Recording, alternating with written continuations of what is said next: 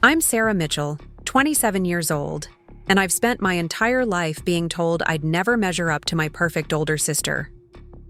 What my family didn't know as they gathered for our annual summer barbecue was that the company they'd been bragging about wanting to work for all year. Before we jump back in, tell us where you're tuning in from, and if this story touches you, make sure you're subscribed, because tomorrow I've saved something extra special for you. I was about to become their new regional director.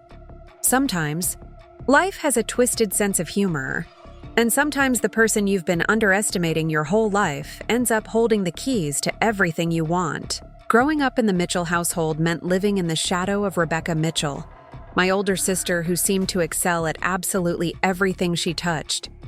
Rebecca was 3 years ahead of me in school, but it felt like she was decades ahead of me in life.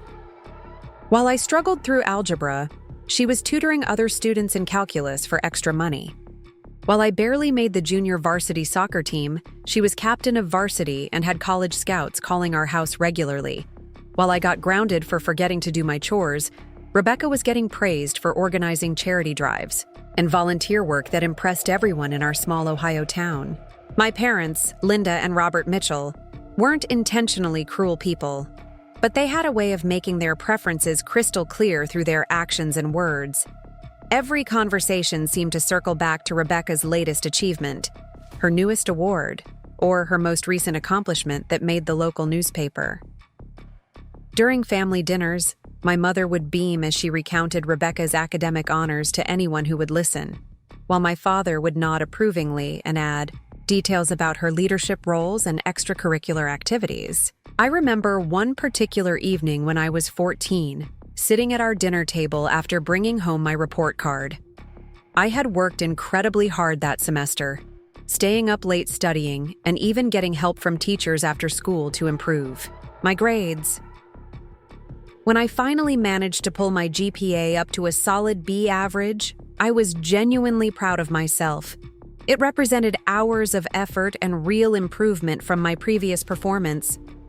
My mother glanced at my report card briefly before setting it aside. "That's nice, honey," she said in the same tone she might use to acknowledge that I had remembered to take out the trash. Before I could even respond, she turned to Rebecca and launched into an enthusiastic discussion about Rebecca's acceptance into the National Honor Society and her nomination for student body president. My father barely looked up from his newspaper when I tried to share my excitement about making the honor roll for the first time. "Good for you, Sarah," he mumbled, then immediately shifted his attention to Rebecca's upcoming debate tournament. The message was clear. My accomplishments were footnotes in the story of Rebecca's success. Rebecca herself wasn't mean-spirited about the constant comparisons, which somehow made it worse. She was genuinely kind to me, offering help with homework, and including me in activities with her friends when she didn't have to. Her natural grace and ability to succeed effortlessly made it impossible for me to even resent her properly. How do you hate someone who is not only perfect, but also nice about it? The comparisons became a constant soundtrack to my childhood. "Why can't you be more organized like Rebecca?" my mother would ask when she found my room messy. "Rebecca? Never had to be reminded twice about anything," my father would observe when I forgot to complete some task. "Maybe you should ask Rebecca for study tips," teachers would suggest when I struggled with challenging material, apparently forgetting that I was my own person with my own learning style and capabilities. High school amplified these dynamics exponentially. Rebecca graduated as valedictorian, received a full scholarship to Northwestern University, and left for college amid a flurry of congratulations and celebration. Meanwhile, I was still figuring out who I was and what I wanted to do with my life. My parents attended every graduation party thrown in Rebecca's honor, proudly displaying her acceptance letters and scholarship awards to anyone who would look. When it was my turn to graduate 3 years later, the ceremony felt almost anticlimactic. I had managed to finish with decent grades and had been accepted to several good universities, but the excitement in our household was notably muted. My parents attended my graduation, of course, but there were no parties, no elaborate celebrations, and no proud display of my acceptance letters. The implicit message was that I had simply done what was expected, while Rebecca had exceeded all expectations. College became my escape route, though even that decision was filtered through the lens of Rebecca's choices. I deliberately chose a university in a different state, partly to pursue my interests, but mostly to get away from the constant comparisons and find my own identity. I selected Ohio State University and majored in communications, drawn to the idea of storytelling and media in ways I couldn't quite articulate at the time. My parents were supportive in their way, but their enthusiasm was restrained compared to the fanfare that had surrounded Rebecca's college journey. Communications is a nice field, my mother said when I announced my major. Though Rebecca says journalism is very competitive these days. Even my educational choices were somehow filtered through Rebecca's opinions and expertise. During my freshman year, I discovered something unexpected about myself. I was good with people. Really good. While other students struggled to make friends, or felt overwhelmed by the social aspects of college life, I found myself naturally gravitating toward leadership roles in student organizations. I joined the communications club, became involved in campus media, and started developing skills in project management and team coordination that felt natural and exciting.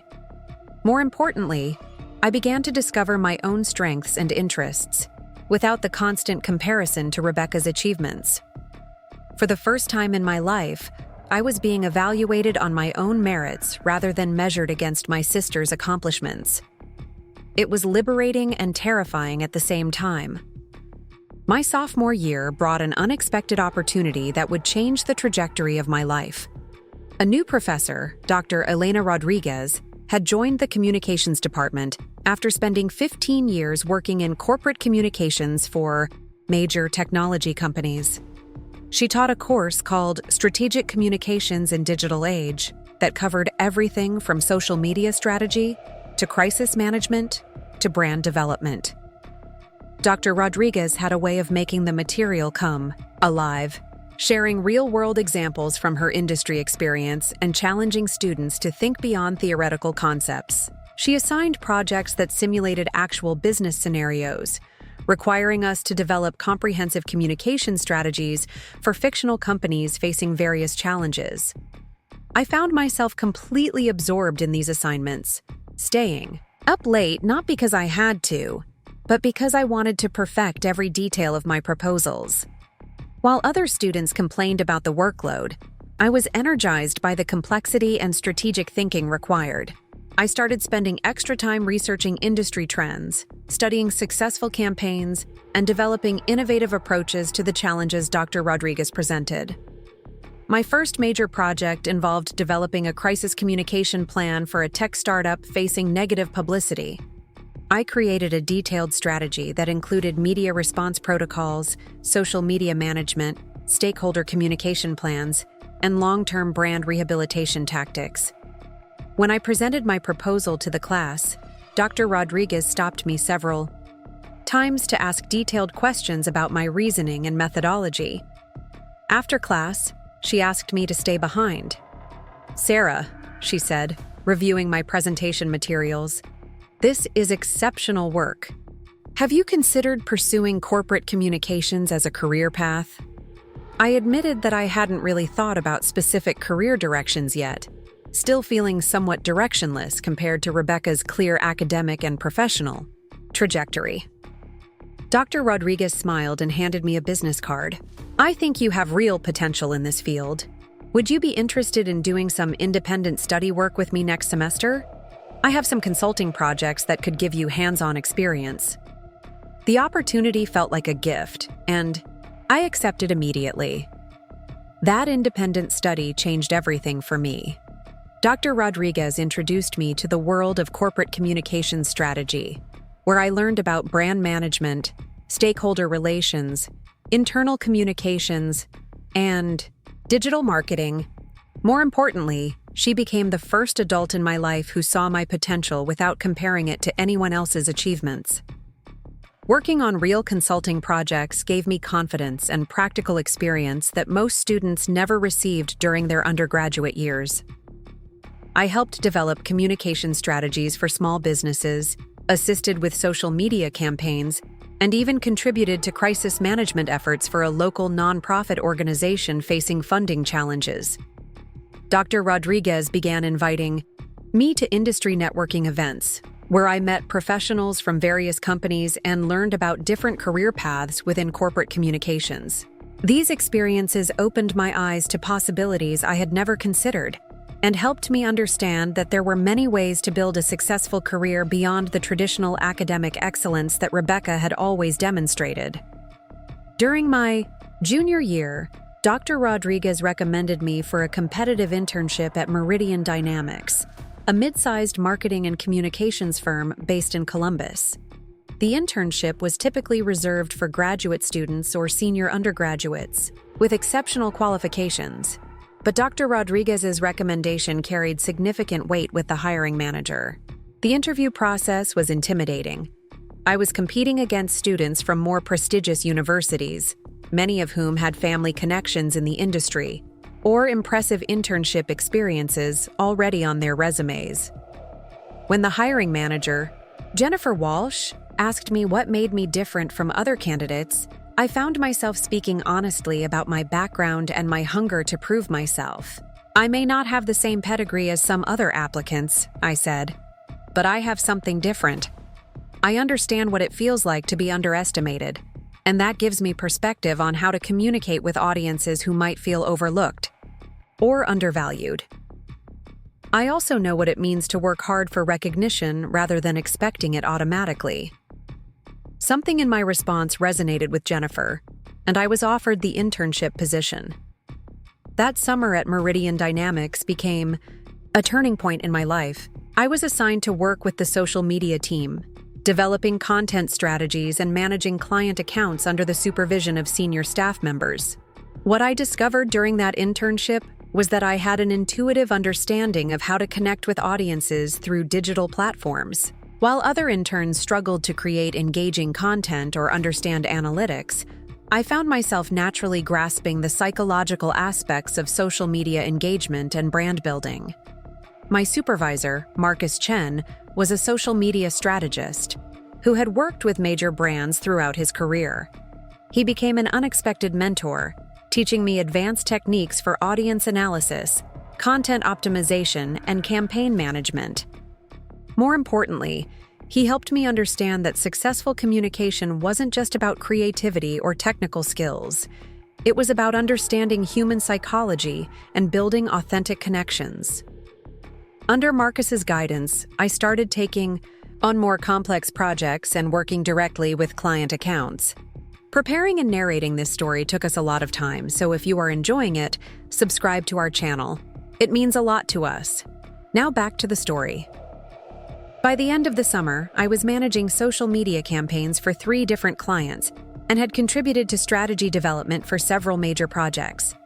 When the internship concluded, Jennifer Walsh called me into her office for a final evaluation.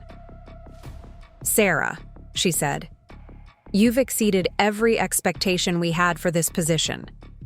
Your work has been consistently excellent, and your clients have specifically requested to continue working with you." She paused, studying my resume. "We don't typically make offers to students before their senior year, but we'd like to bring you back as a part-time consultant during the school year and offer you a full-time position after graduation." The offer was more than I had dared to hope for. Not only would I have income during my senior year, but I would also have a guaranteed job waiting for me after graduation. More importantly, I would be entering a field where I felt confident and capable, working with people who recognized my abilities. When I called home to share the news with my parents, their response was characteristically muted. "That's wonderful, dear," my mother said. "Rebecca mentioned that communications can be a good field for people who are more creative than analytical." My father added, "Just make sure you have a backup plan. Those marketing jobs can be unpredictable." Even in my moment of triumph, They managed to qualify my success and reference Rebecca's superior analytical abilities. But for the first time, their lukewarm response didn't devastate me. I had found something I was genuinely good at, and I had people in my professional life who recognized and valued my contributions. My senior year flew by as I balanced coursework with my consulting work at Meridian Dynamics. I was learning constantly, taking on increasingly complex projects and building relationships with clients who trusted my judgment and creativity. Dr. Rodriguez remained a supportive mentor, helping me navigate the transition from student to professional and providing guidance on career development. As graduation approached, I felt a sense of confidence and direction that had been absent throughout most of my academic career. I wasn't following in Rebecca's footsteps or trying to measure up to her achievements. I was building my own path, based on my own strengths and interests. The job market was competitive, and many of my classmates were struggling to find positions in their chosen fields. But I already had a clear trajectory at Meridian Dynamics, where I would be starting as a junior communications specialist with opportunities for advancement based on performance, rather than tenure or academic credentials. Rebecca, who had graduated from Northwestern and was working at a prestigious consulting firm in Chicago, called to congratulate me on my job offer.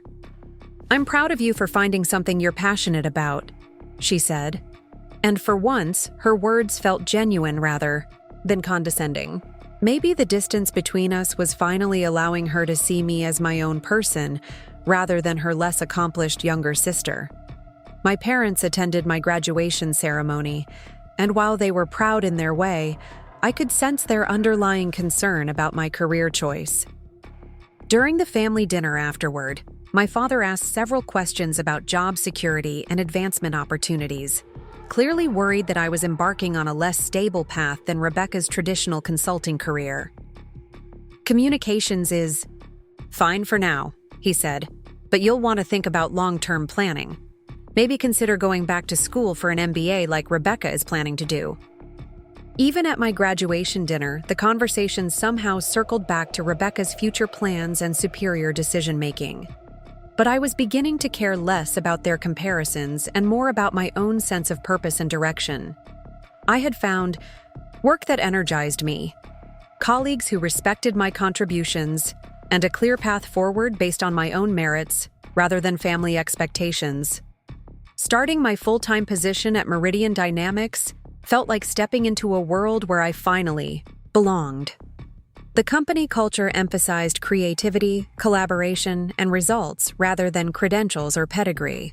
My colleagues evaluated me based on the quality of my work and my ability to contribute to team success, not on how I compared to anyone else in my family. Within 6 months, I was managing my own client accounts and leading projects that would have been considered beyond my experience level at most companies.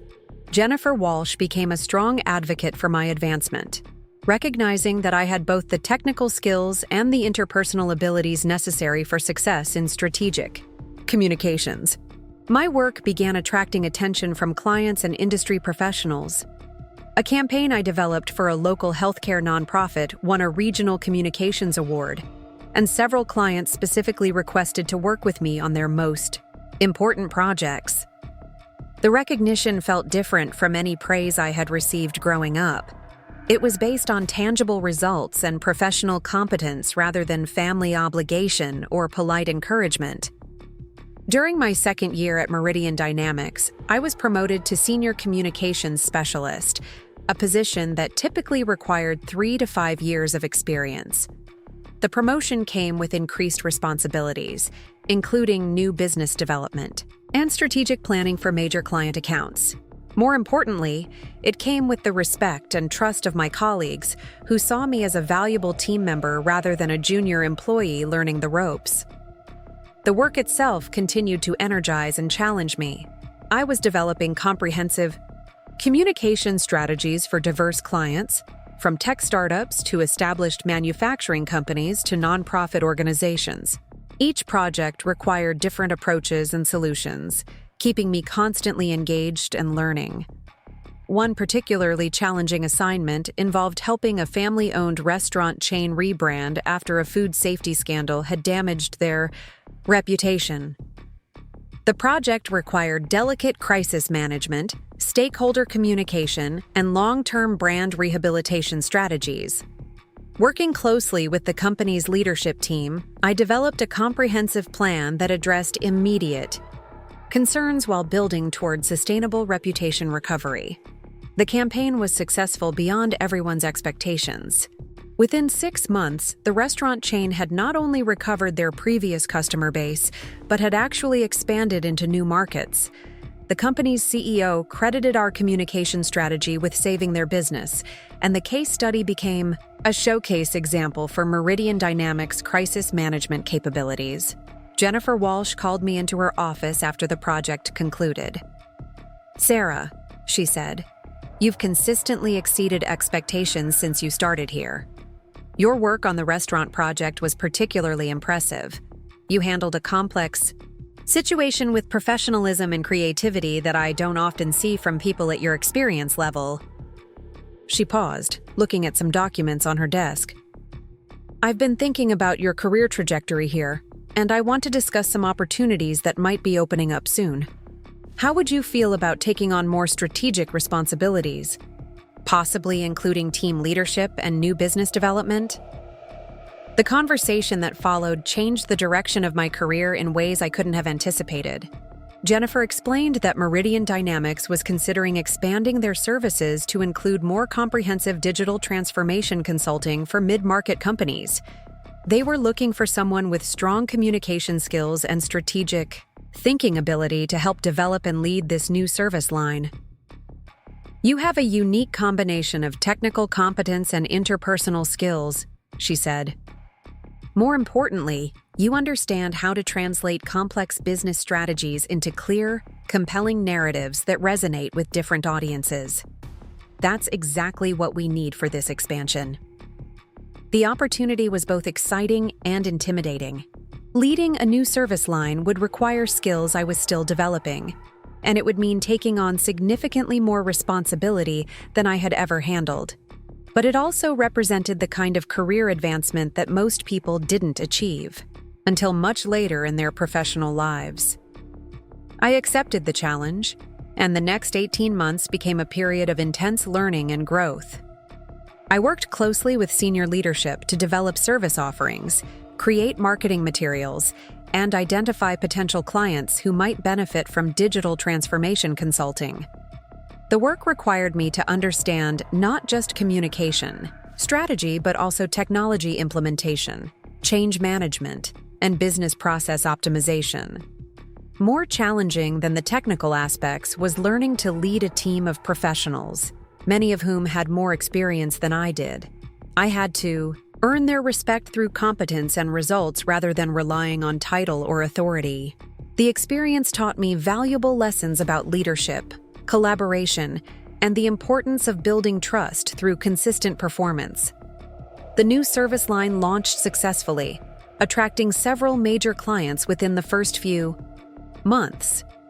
My role evolved from project manager to strategic consultant, working directly with C-level executives to develop and implement comprehensive communication strategies for their digital transformation initiatives. One of our most significant early clients was TechFlow Solutions, a mid-sized software company that was struggling to communicate the value of their platform to potential customers.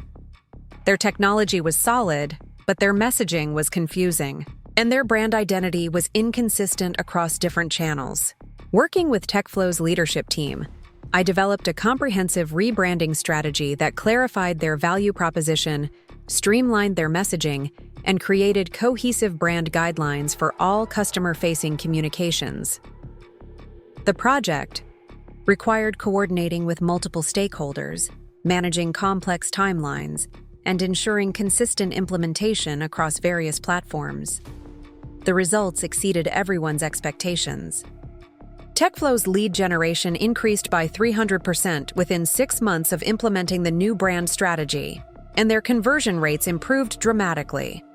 More importantly, their leadership team credited the communication strategy with helping them secure a major round of funding that enabled significant business expansion. Word of our success with TechFlow spread throughout the industry, leading to referrals and new business opportunities that established our digital transformation consulting practice as a significant revenue generator for Meridian Dynamics. My role in developing and leading this initiative didn't go unnoticed by the company's senior leadership. During my third year at the company, Jennifer Walsh was promoted to managing partner, and she recommended me for promotion to communications director, overseeing multiple service lines and managing a team of 15 professionals. The promotion represented a significant step forward in my career, but it also meant leaving the day-to-day project work that I loved for more strategic and administrative responsibilities. The transition to management was challenging in ways I hadn't anticipated. Leading a team required different skills than managing projects, and I had to learn how to motivate people, resolve conflicts, and make difficult decisions about resource allocation and strategic priorities. Some team members were initially skeptical about my promotion, questioning whether I had sufficient experience for such a senior role. I addressed these concerns by focusing on results and supporting my team's success, rather than trying to assert authority through hierarchy. I made it clear that my goal was to help everyone perform at their best level, rather than micromanaging their work or taking credit for their achievements. Over time, I earned their respect through consistent support, and by making decisions that benefited the team and our clients. The director role also gave me exposure to the broader business operations of Meridian Dynamics, including financial management, strategic planning, and business development. I learned about profit and loss responsibility, client relationship, management, and the complexities of running a professional services firm. These experiences broadened my understanding of business beyond just communication strategy. One of my key initiatives as director was implementing a professional development program for our team members, recognizing that investing in people's growth would benefit both individuals and the company long term. I developed mentorship programs, arranged training opportunities, and created career advancement pathways that gave people clear goals and support for achieving them.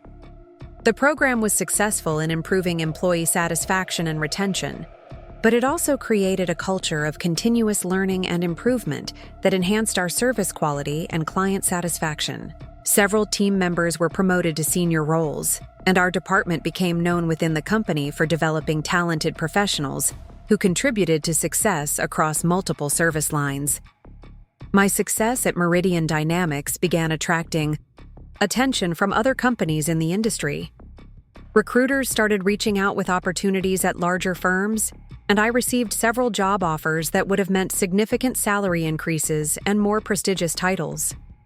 But I was happy with my current role and felt loyal to the people who had supported my career development.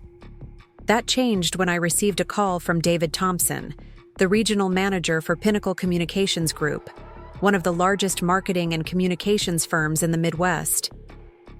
Pinnacle was looking for someone to lead their new Columbus office, which would serve as a regional hub for their expanding Midwest operations. "Sarah," David said during our initial conversation, "your reputation in the industry has caught our attention. We've heard about your work at Meridian Dynamics, particularly your success with the digital transformation practice. We're looking for someone with your background and track record to help us establish a significant presence in the Columbus market." The opportunity he described was intriguing but daunting. Leading a new office would mean building a team from scratch, developing client relationships in a competitive market, and being responsible for significant revenue and growth targets. It would also mean leaving the security and relationships I had built at Meridian Dynamics for an uncertain but potentially rewarding new challenge. David arranged for me to visit Pinnacle's Chicago headquarters and meet with their senior leadership team. The company was impressive in scale and sophistication, with major clients throughout the Midwest and a reputation for innovative communication strategies. Their resources and capabilities far exceeded what was available at Meridian Dynamics, but they also had higher expectations and more intense pressure for results. During my interviews with Pinnacle's leadership team, I was struck by their confidence in my ability to succeed in this role, Despite my relatively young age and limited experience managing large-scale operations, they had clearly done their research on my background and accomplishments, and they saw potential that even I wasn't entirely sure I possessed. The job offer was substantial: a significant salary increase, equity participation, comprehensive benefits, and the resources to build a team and office according to my vision. More importantly, it represented an opportunity to test my abilities at a higher level and potentially accelerate my career advancement by several years. Making the decision to leave Meridian Dynamics was one of the most difficult choices I had faced in my professional life. The company had given me my start, supported my development, and provided opportunities that exceeded anything I could have expected. Jennifer Walsh and my colleagues had become not just professional associates, but genuine friends and mentors. When I announced my decision to accept Pinnacle's offer, the response from my team at Meridian was gracious and supportive. Jennifer Walsh told me she was proud of my accomplishments and confident that I would succeed in my new role. "You've earned this opportunity," she said. "Don't let anyone tell you otherwise." The transition to Pinnacle Communications Group was both exciting and overwhelming. I spent several weeks at their Chicago headquarters learning their systems, understanding their client management approaches, and meeting key personnel who would support the Columbus office launch. The scale and complexity of their operations was impressive, but also intimidating. My first major challenge was recruiting and hiring a team for the Columbus office. Pinnacle had given me significant autonomy to build the team according to my vision, but they also had high expectations for the quality and experience level of people I brought on board. I needed to find professionals who could handle sophisticated client work while also fitting into the collaborative culture I wanted to create. The recruiting process taught me valuable lessons about talent evaluation and team building. I interviewed dozens of candidates, looking for people who combined technical competence with the interpersonal skills and work ethic necessary for success in a demanding environment. Some of the most impressive resumes didn't translate to effective team members, while some candidates with less traditional backgrounds demonstrated exactly the qualities I was seeking. Within 6 months, I had assembled a team of 8 professionals with diverse backgrounds and complementary skill sets. The group included experienced account managers, creative specialists, digital marketing experts, and strategic planners who could work together to deliver comprehensive solutions for our clients. Building the client base for the new office required intensive business development efforts and leveraging Pinnacle's existing relationships while also establishing our local market presence. I spent countless hours networking, attending industry events, and meeting with potential clients to understand their communication challenges and demonstrate how our services could address their needs. Our first major client win was with Horizon Manufacturing, a family-owned company that had grown significantly but struggled with brand consistency and market positioning. They needed comprehensive communication strategy support to help them compete with larger, more established competitors in their industry. Working with Horizon's leadership team, we developed an integrated marketing and communications plan that included brand refresh, digital marketing optimization, content strategy, and stakeholder communication programs. The project required coordinating multiple work streams and managing complex timelines while ensuring consistent messaging across all channels. The results were outstanding. Horizon's market share increased significantly, their brand recognition improved dramatically, and they successfully expanded into new geographic markets. More importantly for our business, the success with Horizon led to referrals and additional clients who had observed their transformation and wanted similar results.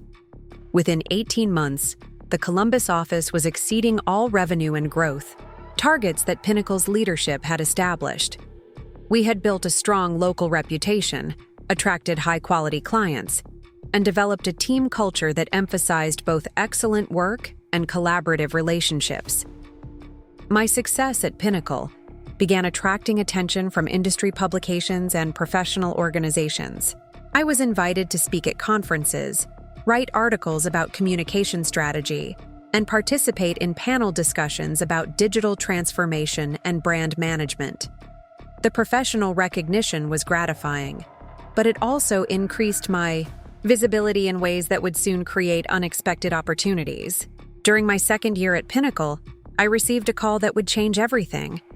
Margaret Collins, the CEO of Apex Strategic Communications, was reaching out about a potential opportunity.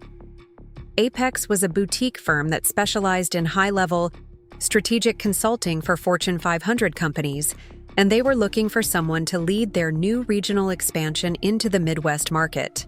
"Sarah," Margaret said during our initial conversation, "your work in Columbus has been impressive, but we think you're ready for a bigger challenge. We're looking for someone to establish and lead our Midwest regional operations, which would include offices in Columbus, Cleveland, and Cincinnati. It's a significant responsibility, but we believe you have the leadership abilities and strategic thinking skills necessary for success." The opportunity Margaret described was compelling, but also intimidating. Regional director for Apex would mean overseeing multiple offices, managing significantly larger revenue targets, and working with clients at the highest levels of major corporations.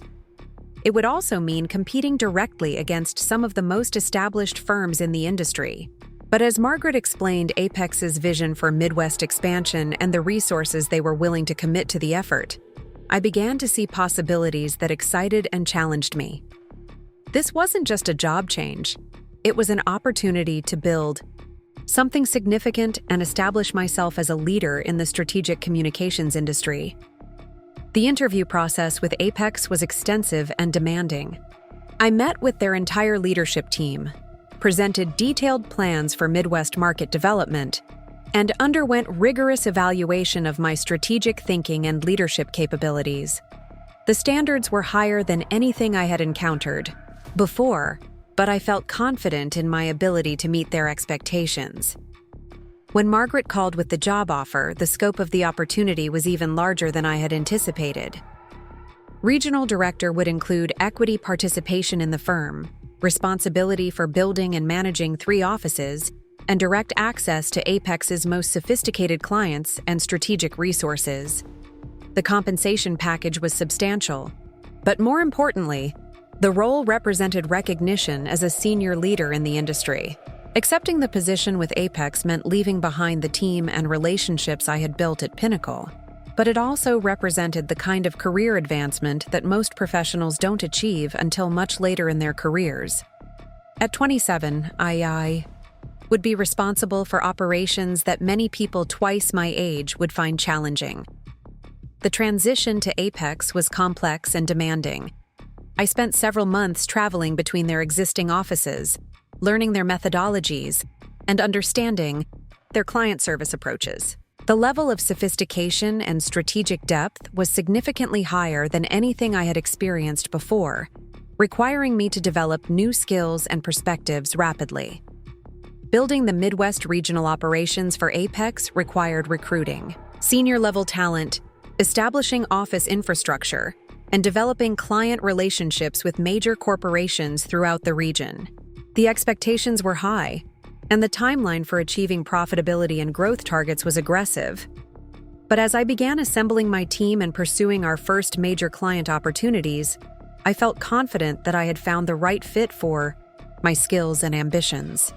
This was the kind of work I had been preparing for throughout my career, even when I didn't fully understand where my path was leading.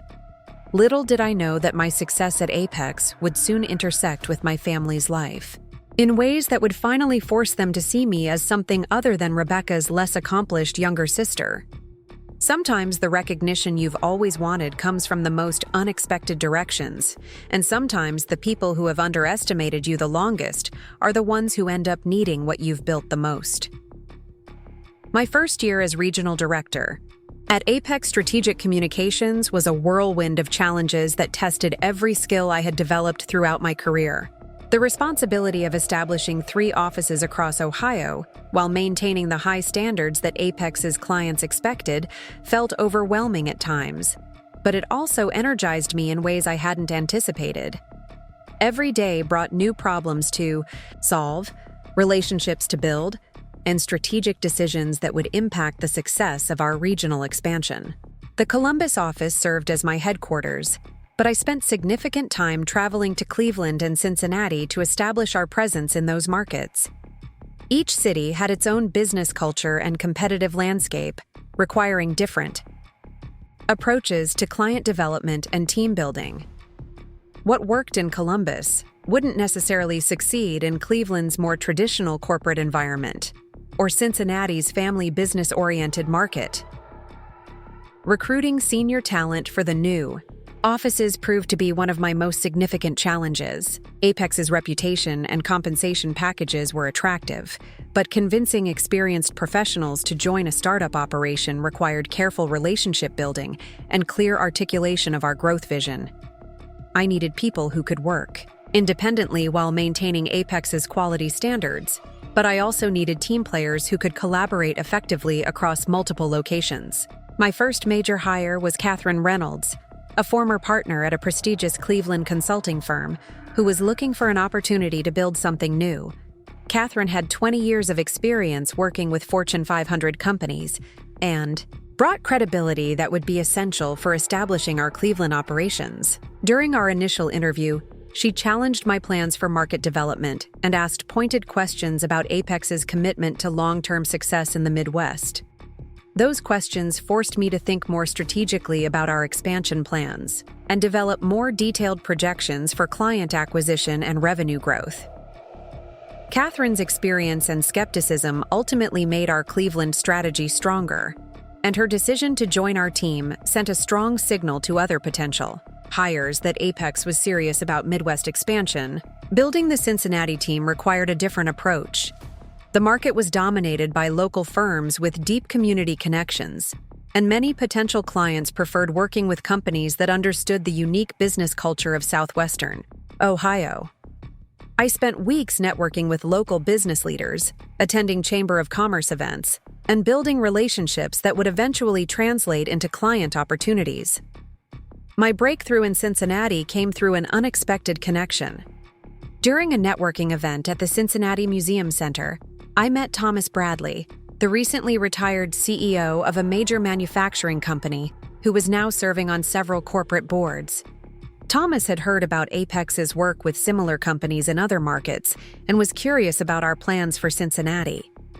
Our conversation led to an introduction to Patricia Williams, the current CEO of Bradley's former company, Midwest Industrial Solutions. Patricia was facing communication challenges related to a major acquisition they were planning, and she needed strategic advice about stakeholder management and change communication. The project would require sophisticated planning and execution, exactly the kind of work that Apex specialized in. The engagement with Midwest Industrial Solutions became our first major Cincinnati client and established our credibility in that market. The acquisition they were planning involved multiple facilities, hundreds of employees, and complex regulatory requirements that needed careful communication management.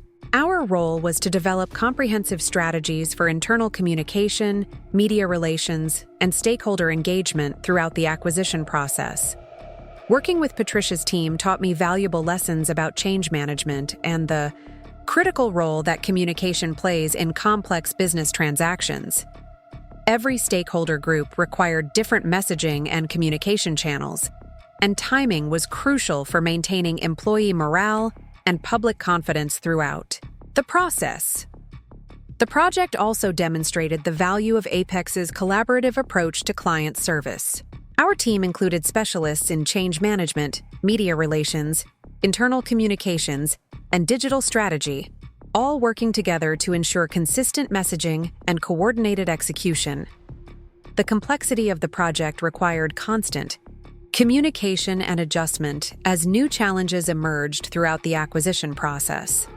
When the acquisition was completed successfully 6 months later, Patricia credited our communication strategy with helping them maintain employee engagement and public support throughout the transition.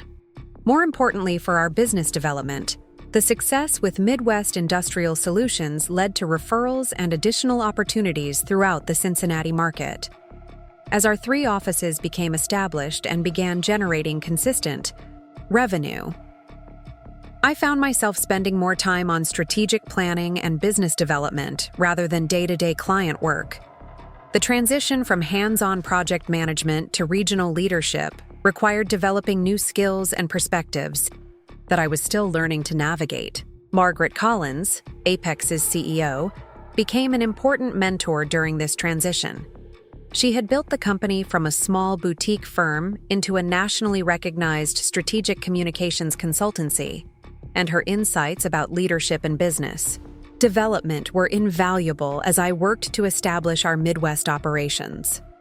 During one of our monthly calls, Margaret made an observation that surprised me. "Sarah," she said, "you have a natural ability to build trust with clients and team members that many people never develop. That's not something you can teach or learn from a textbook.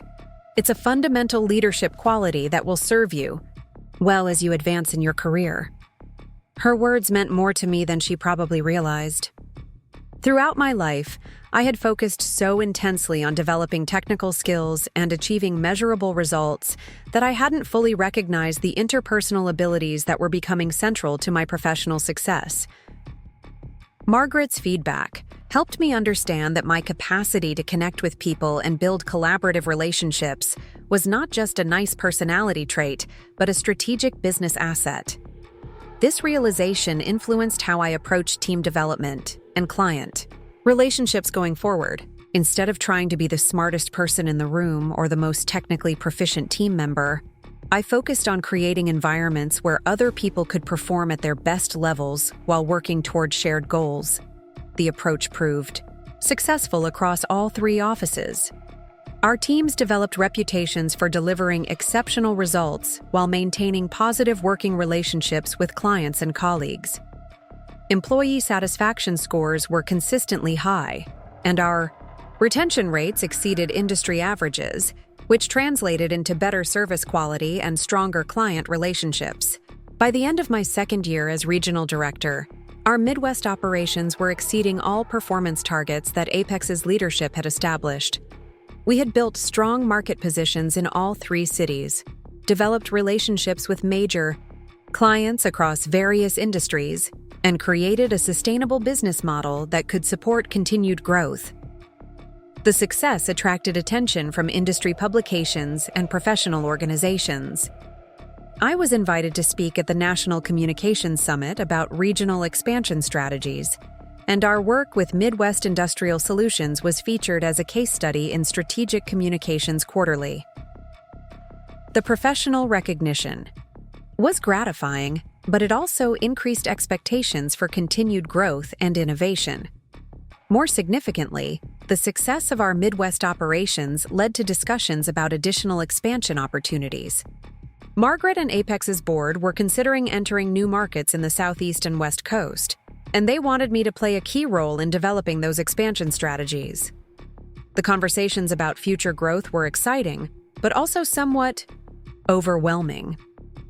I was still learning to manage the complexity of 3 office operations, and the prospect of additional responsibility felt both appealing and daunting.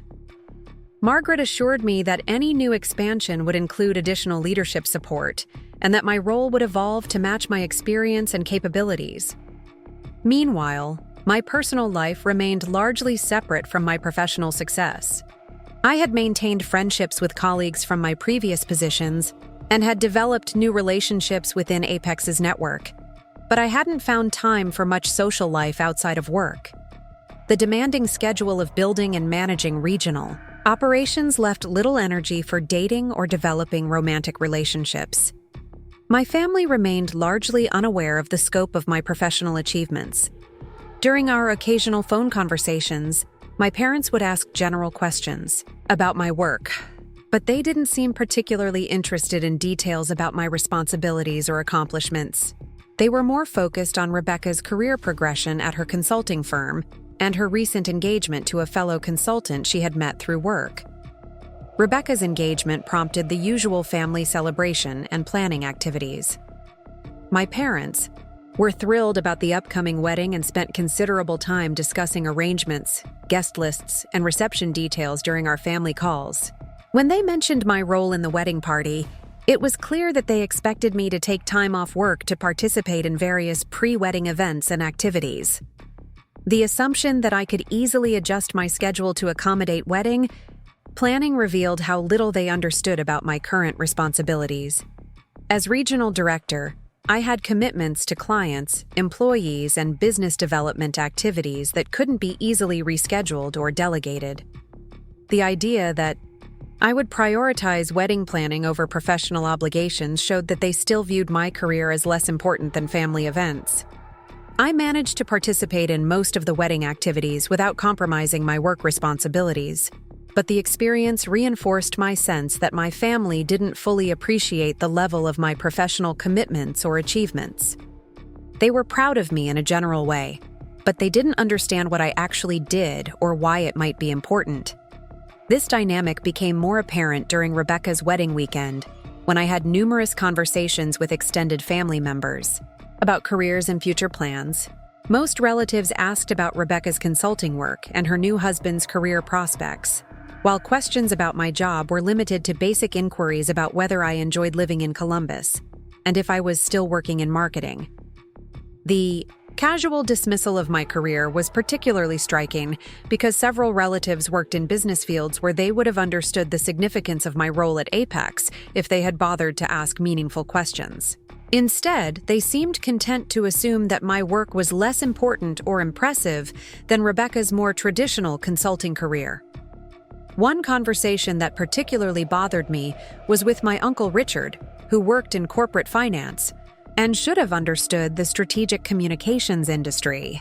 When I mentioned that I was regional director for a consulting firm, he responded by saying, "That's nice. Rebecca tells us that marketing can be a good field for people who are more creative than analytical." The comment was almost identical to remarks my parents had made over the years, suggesting that Rebecca had been characterizing my career in ways that minimized its strategic importance and complexity. I realized that my family's perception of my work was being filtered through Rebecca's descriptions rather than based on any direct understanding of what I actually did. This realization was both frustrating and liberating. I could continue trying to explain my work and achievements to family members who weren't genuinely interested in understanding them. Or I could focus my energy on the professional relationships and accomplishments that were meaningful to me regardless of family recognition. I chose to focus on my work and let my results speak for themselves. If my family wanted to view my career as less significant than Rebecca's, that was their choice. But it wouldn't affect my commitment to building something important and successful. That decision became easier as my third year at Apex brought new challenges and opportunities that demanded my full attention. Margaret asked me to lead a strategic planning process for the company's next phase of growth, which would include expanding into new service areas and potentially pursuing acquisition opportunities. The strategic planning work required analyzing market trends, competitive positioning, and internal capabilities to identify the most promising growth directions. I worked closely with Apex's senior leadership team to evaluate options ranging from geographic expansion to service line development to potential acquisitions of smaller specialized firms. The process was intellectually challenging and professionally rewarding. I was participating in discussions about the future direction of a successful consulting firm and contributing strategic insights that would influence important business decisions. The work required skills in financial analysis, market research, and strategic thinking that built on everything I had learned throughout my career.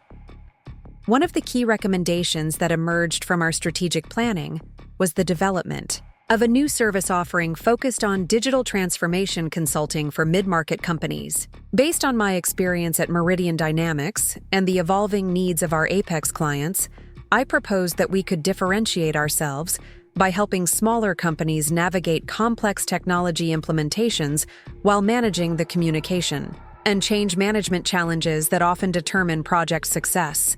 Margaret and the board were intrigued by the proposal, but wanted to see a detailed business plan and pilot program before committing significant resources to the new service line. They asked me to develop a comprehensive plan that would include market analysis, service development, staffing requirements, and financial projections. Creating the business plan required months of research and analysis.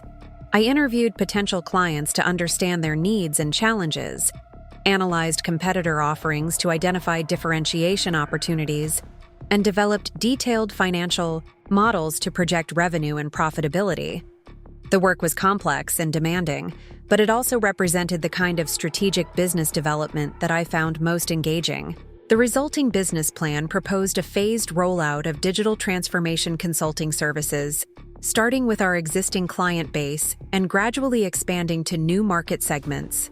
The plan included hiring specialized consultants, developing new methodologies, and creating marketing materials that would position Apex as a leader in this emerging field. When I presented the plan to Apex's board, their response exceeded my expectations.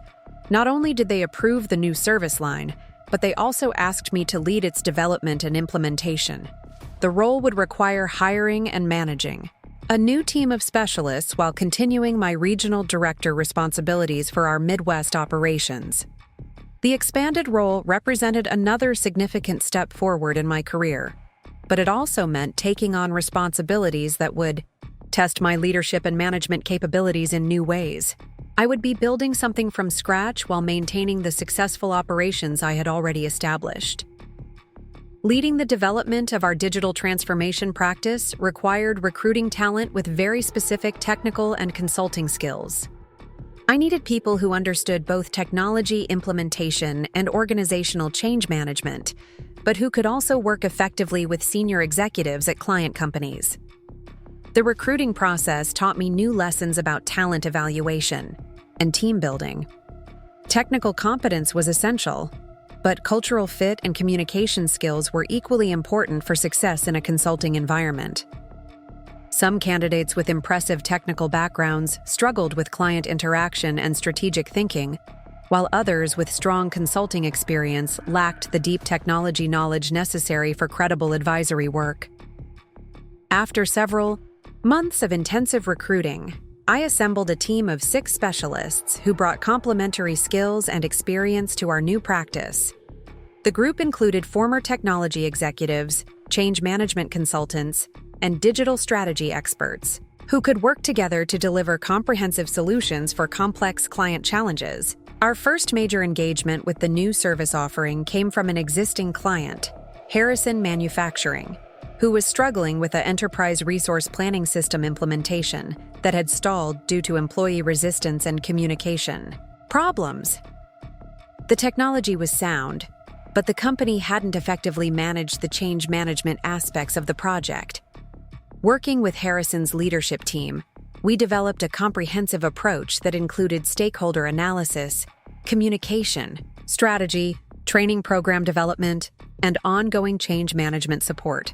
The project required close collaboration between our technology specialists and change management experts to ensure that technical and human factors were addressed simultaneously. The engagement was challenging because we were essentially fixing problems that had developed over months of poor implementation management. Employee morale was low, trust in leadership had been damaged, and many people were actively resistant to the new system. Our job was to rebuild confidence while completing the technical implementation successfully. The project took 8 months to complete, but the results justified our comprehensive approach. Not only was the ERP system successfully implemented, but employee engagement scores actually improved during the process as people gained confidence in the new technology and their ability to use it effectively. Harrison's productivity increased significantly, and their leadership team credited our approach with saving the entire project. More importantly for our business development, the success with Harrison became a showcase example for our digital transformation capabilities. Word of our work spread throughout the manufacturing industry, leading to referrals and new client opportunities that established our practice as a credible player in this growing market. As our digital transformation practice gained momentum, I found myself increasingly focused on strategic business development rather than day-to-day client work. The role required building relationships with potential clients, developing thought leadership content, and representing Apex at industry, conferences, and events. The shift to more external-facing responsibilities was both exciting and challenging. I enjoyed the strategic aspects of business development, but I also missed the hands-on problem-solving and client interaction that had drawn me to consulting in the first place. Finding the right balance between management and individual contributor work became an ongoing challenge. Margaret helped me navigate this transition by sharing her own experience of moving from project work to business leadership. The hardest part, she told me, is accepting that your impact becomes more indirect as you advance. Instead of solving problems yourself, you create environments where other people can solve problems effectively. It's a different kind of satisfaction, but it can be equally rewarding. Her perspective helped me understand that my role was evolving from individual expertise to organizational capability building.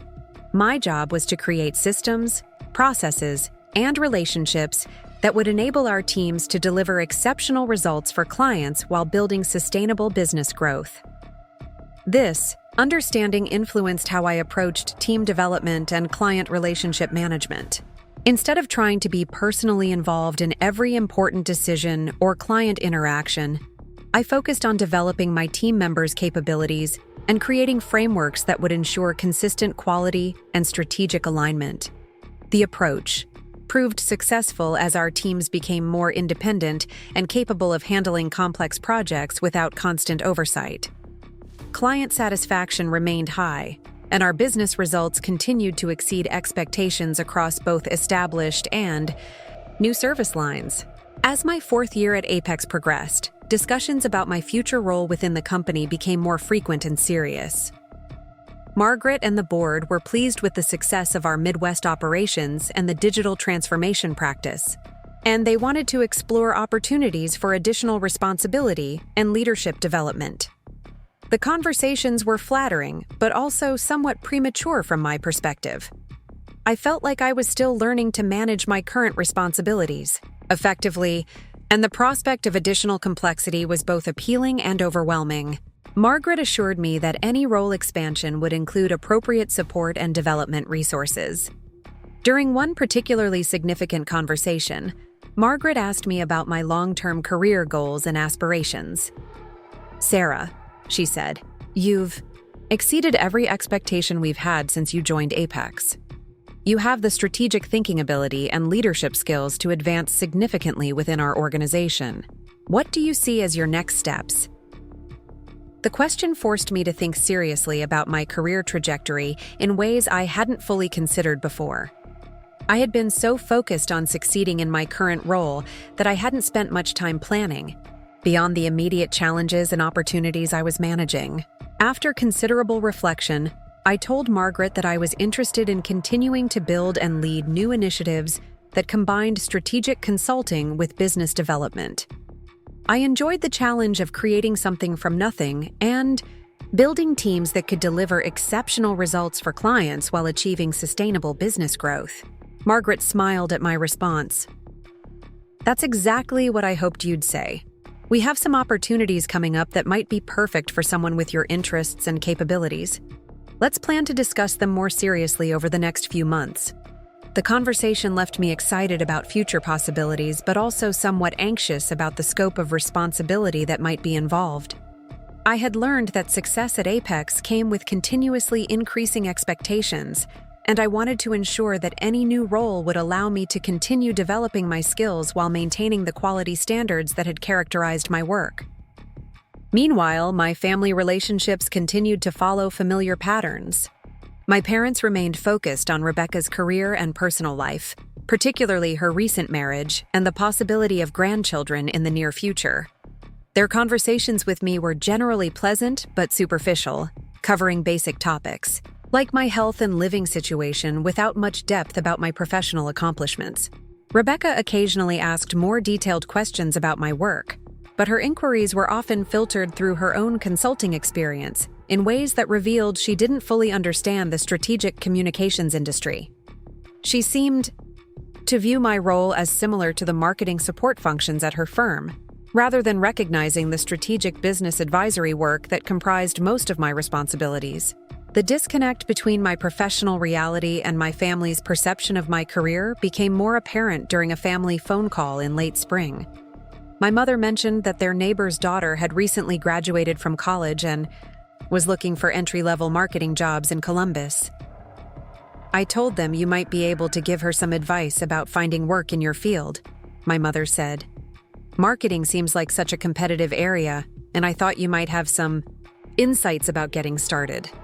The assumption that I would be an appropriate mentor for someone seeking entry-level marketing positions revealed how little my family understood about my current role and responsibilities.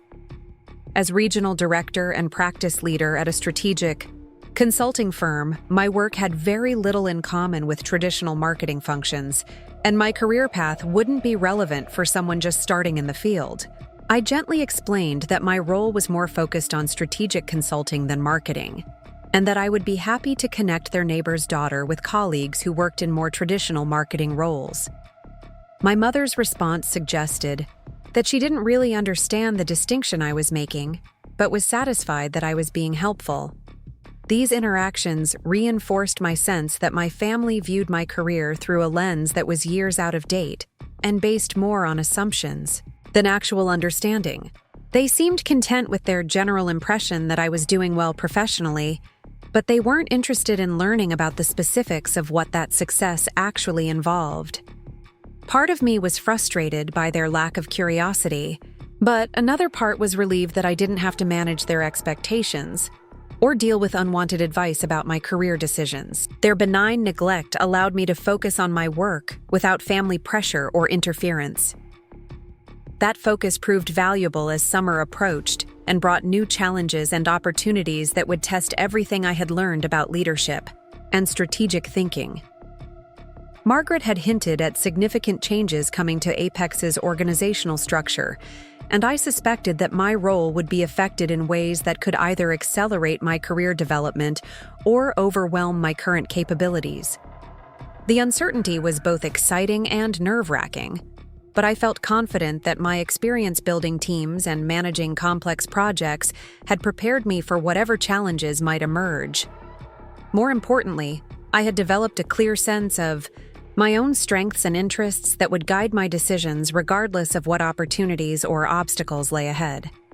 Looking back on the journey from overlooked middle child to senior business leader, I could see how each challenge and setback had contributed to developing the resilience and strategic thinking that now characterized my approach to professional and personal decisions. The family dynamics that had once frustrated me had ultimately motivated me to build something independent and meaningful that didn't require their validation or approval. As I prepared for whatever changes might be coming at Apex, I felt grateful for the path that had led me to this point and excited about the possibilities that lay ahead. My success wasn't defined by family recognition or comparison to Rebecca's achievements. It was built on my own choices, efforts, and the relationships I had developed with colleagues and clients who valued my contributions. That foundation would prove essential as events unfolded over the coming months in ways that would finally force my family to see me as something other than the less accomplished younger sister they had always known. The call from Margaret came on a Tuesday morning in early June, just as I was reviewing quarterly performance reports for our Midwest operations. Her voice carried an excitement that immediately caught my attention, suggesting that whatever she wanted to discuss would be significant for both my career and Apex's future direction. "Sarah, we need to talk about an opportunity that just emerged," she said without preamble. "Stellar Communications Group is considering selling their Midwest division, and their leadership team has approached us about a potential acquisition. This could be exactly the kind of strategic expansion we've been discussing." Stellar was one of the largest independent communications firms in the region, with offices in Chicago, Detroit, and Milwaukee that served major corporate clients across various industries. Their Midwest division generated substantial revenue, but had been underperforming relative to their other regional operations, creating an opportunity for acquisition at an attractive valuation. Margaret explained that Stellar's board wanted to focus their resources on their stronger East and West Coast operations, while divesting the Midwest assets to a firm that could better leverage the regional client relationships and market opportunities. Apex had emerged as their preferred acquisition partner, based on our successful expansion strategy and proven ability to integrate and grow acquired operations. The proposed transaction would more than double the size of our Midwest presence and add significant capabilities in industries where Apex had limited experience. More importantly for my career, Margaret wanted me to lead the due diligence process and serve as the integration director if the acquisition moved forward successfully. This is a complex deal that will require sophisticated project management and strategic thinking, she told me.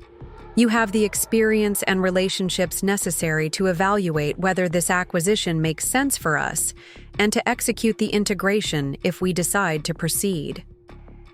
The opportunity was both thrilling and daunting. Leading an acquisition due diligence process would require skills I had never fully tested, including financial analysis, legal coordination, and strategic evaluation of business operations. The stakes were high, and failure could significantly damage both the acquisition prospects and my career trajectory.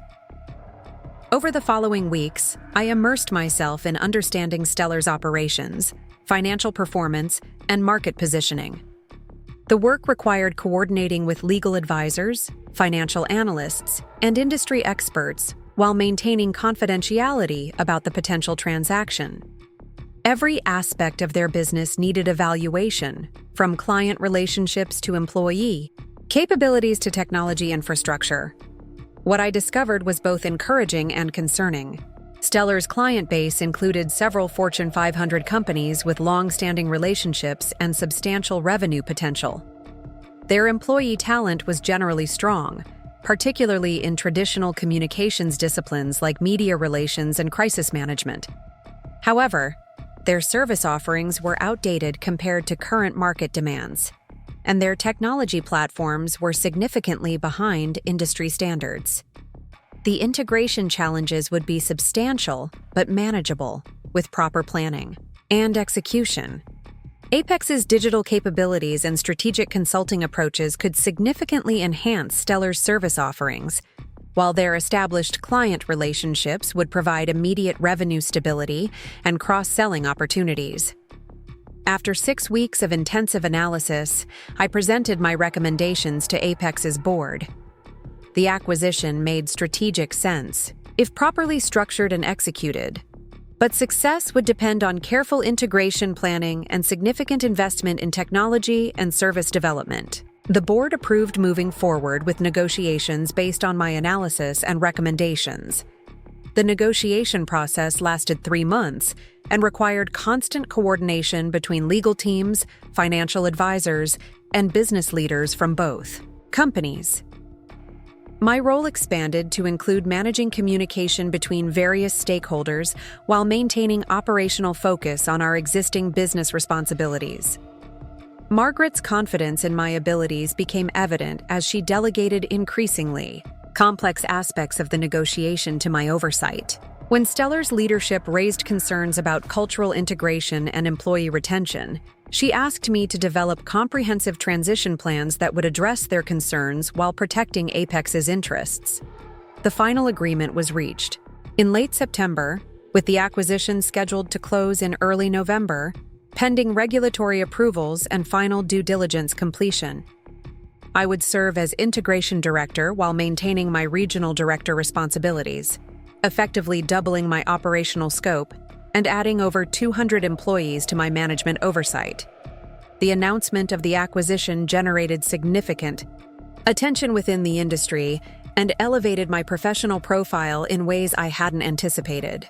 Trade publications featured articles about the strategic rationale and integration challenges, with several mentioning my role in leading the process.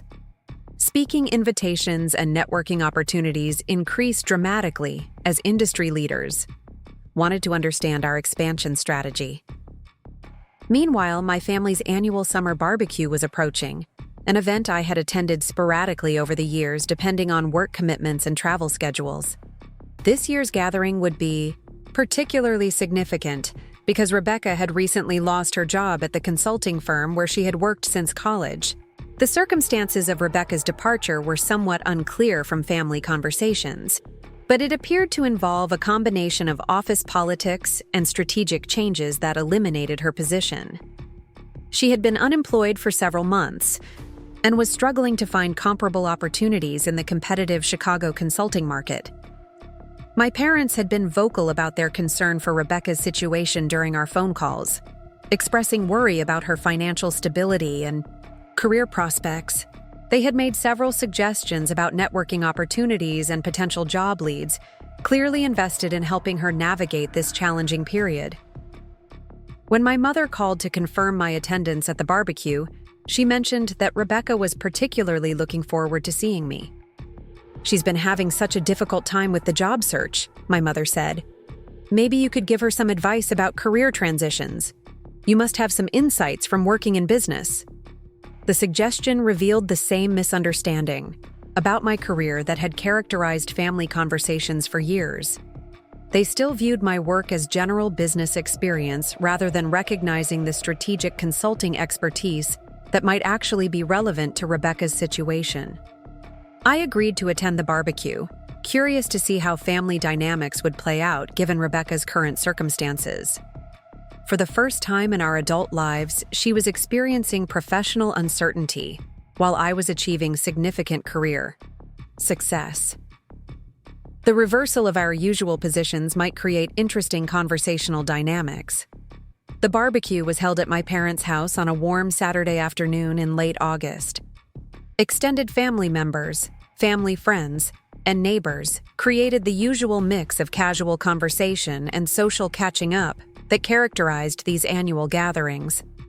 I arrived prepared for the typical questions about my work and living situation that had become routine at family events. Rebecca greeted me with genuine warmth, though I could detect underlying stress and uncertainty that was unusual for someone who had always projected confidence and control. We exchanged pleasantries about travel and summer activities before she steered the conversation toward professional topics. "I've been meaning to ask you about your work," she said as we found a quiet corner of the backyard. "Mom and Dad mentioned you're doing well in marketing. I'm wondering if you might know about opportunities in Chicago, or if your company ever hires people with consulting backgrounds." The question revealed several assumptions that were both amusing and frustrating. Rebecca clearly didn't understand what I actually did professionally, and she was approaching me as a potential networking contact rather than recognizing that my role might be senior enough to influence hiring decisions directly. Before I could respond, my Uncle Richard joined our conversation, carrying his usual beverage and wearing the slightly patronizing smile that had irritated me at family gatherings for years. "Rebecca, are you getting career advice from Sarah?" he asked with a chuckle. "I suppose marketing people know about finding jobs, though it's probably different from real consulting work." The casual dismissal of my profession triggered familiar feelings of frustration, but I remained calm and professional. "Actually, Richard, I work in strategic communications consulting, not traditional marketing. Our clients are primarily Fortune 500 companies looking for strategic advisory services." Richard waved his hand dismissively. "Marketing, communications, it's all the same general area. Rebecca needs something more substantial, like getting back into management consulting with a real firm." The conversation was interrupted by my father's voice calling for everyone's attention. He was standing near the patio with a beer in his hand, clearly preparing to make some kind of announcement or toast to the assembled guests. "I want to thank everyone for coming to our annual gathering," he began. "Linda and I always look forward to this opportunity to catch up with family and friends. We're particularly glad that both our daughters could be here this year, especially since Rebecca is going through a transition period." He paused, looking directly at Rebecca with obvious affection and concern. "Rebecca has always been our high achiever, and I know she'll find the right opportunity soon. She's got the intelligence and determination to succeed in whatever she decides to pursue." The praise for Rebecca was warm and supportive, exactly the kind of encouragement that any family member would want during a difficult period.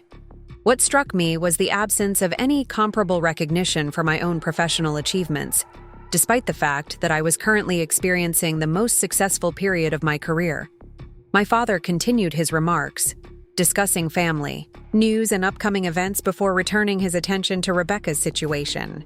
"Rebecca, your mother and I have been talking, and we want you to know that we're here to support you however we can. If you need help with networking or introductions, we have connections throughout Chicago that might be useful." The offer of networking support was generous and well-intentioned, demonstrating the kind of family assistance that would be valuable during a job search. However, it also highlighted how differently my parents approached Rebecca's career challenges compared to their general lack of interest in my professional life. As the formal remarks concluded and conversations resumed, several family friends approached Rebecca to offer encouragement and potential job leads.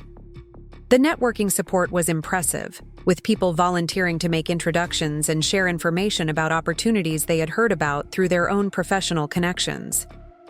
I found myself observing these interactions with mixed feelings. Part of me was genuinely happy that Rebecca had such strong family support during a challenging period, but another part was struck by the contrast with how my own career had been largely ignored, despite consistent success and advancement. Margaret Sullivan, a family friend who worked in corporate communications for a major Chicago company, engaged Rebecca in detailed conversation about the consulting industry and potential opportunities. "You should really talk to Sarah about this," she said at one point. "She works in communications too, doesn't she?" Rebecca glanced at me uncertainly. "Sarah works in marketing, I think. I'm not sure how relevant her experience would be for management consulting positions." Margaret looked surprised. "Marketing? I thought she worked for one of those high-end consulting firms. Didn't you tell me she was involved in some major acquisition recently?" The question caught Rebecca off guard, and she looked at me with new curiosity. Before I could respond, my cousin David joined the conversation, having overheard Margaret's comment about acquisitions. "What acquisition?" he asked. "Sarah, are you changing jobs again?" The direct question created an opportunity I hadn't expected. For years, I had allowed family conversations about my career to remain vague and superficial, partly because people didn't seem genuinely interested, and partly because I didn't want to seem like I was bragging about my accomplishments.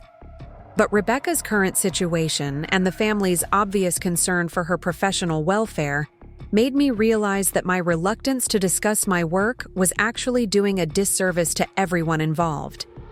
If Rebecca needed career advice and networking support, I was probably better positioned to provide both than anyone else at the gathering. "I'm not changing jobs," I said clearly. "I'm leading an acquisition for my company. We're purchasing the Midwest operations of Stellar Communications Group, which will make us one of the largest strategic communications firms in the region."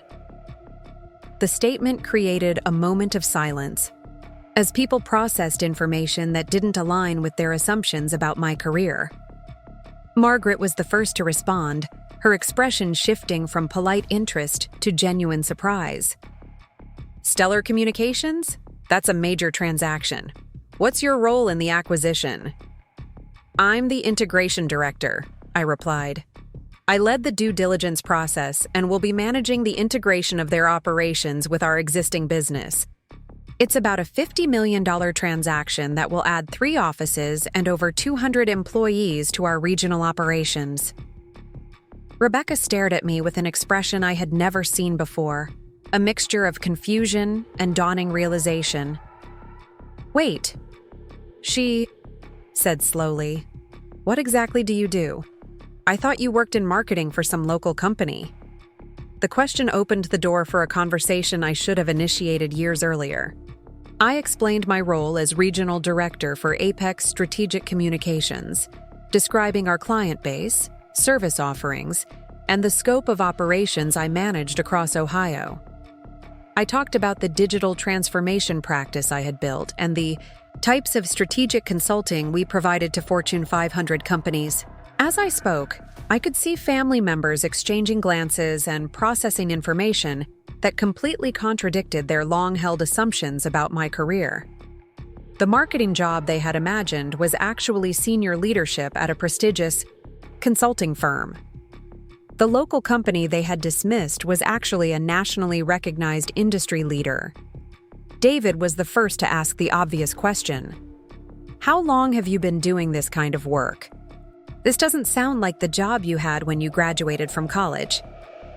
I smiled at his confusion. I've been building toward this role for over 6 years. I started at Meridian Dynamics after college, moved to Pinnacle Communications Group, and then joined Apex 3 years ago. Each position has been progressively more senior, culminating in my current role. My father, who had been listening to this conversation with growing amazement, finally spoke up. Sarah, why didn't you ever tell us about this? We had no idea. You were working at such a high level. The question touched on years of frustration and miscommunication, but I chose to respond diplomatically. I tried to share information about my work over the years, but the conversations always seemed to focus on other topics. I assumed you weren't particularly interested in the details. Rebecca looked stricken as the implications of our conversation became clear. Sarah, I had no idea. I've been looking for consulting opportunities, and here you are working in strategic consulting at exactly the kind of firm I should be targeting. The irony wasn't lost on anyone present. Rebecca had spent months struggling to find opportunities in a field where I had significant experience and connections, while the family had been treating me as someone who might be able to provide general career advice, rather than recognizing that I was actually working in a closely related industry at a senior level.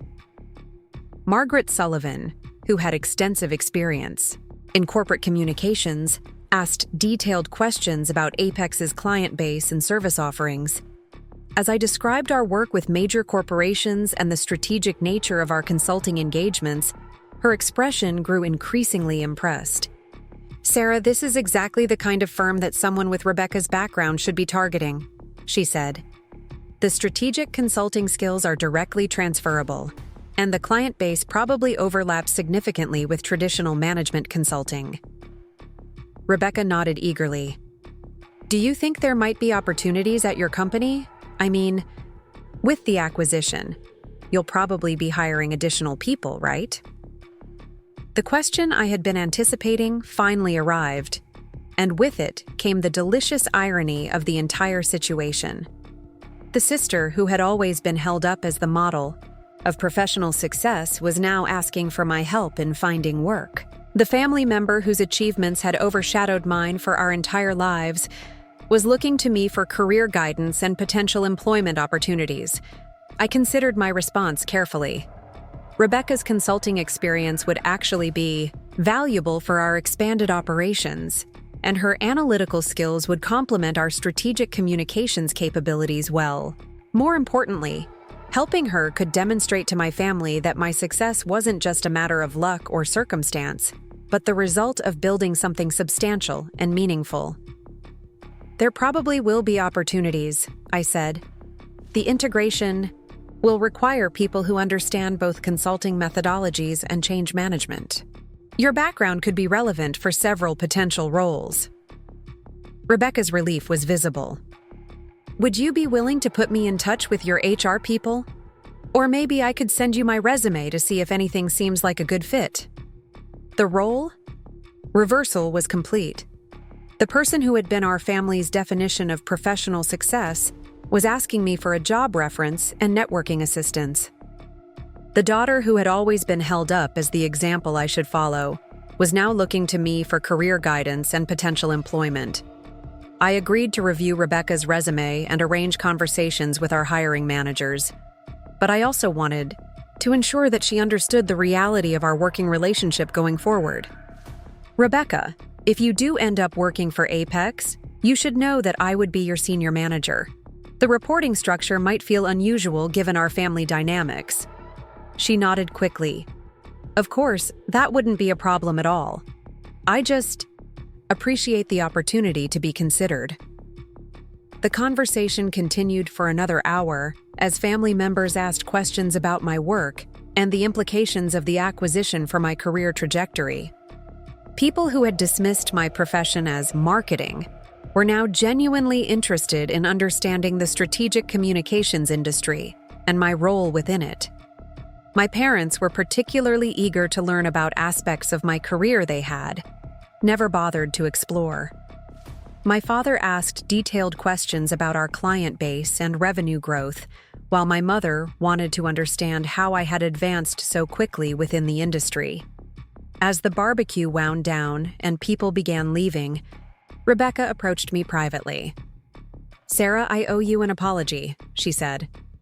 "I had no idea what you had accomplished, and I'm embarrassed that I never took the time to really understand your career. I think I've been guilty of the same assumptions that everyone else in the family has made."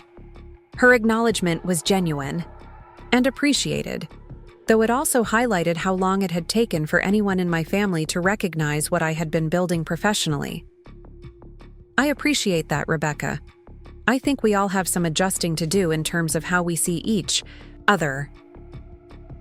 As I drove home that evening, I reflected on the day's revelations and their implications for my family relationships going forward. The conversation had finally forced everyone to confront the reality of my professional success and to recognize that their assumptions about my career had been dramatically wrong.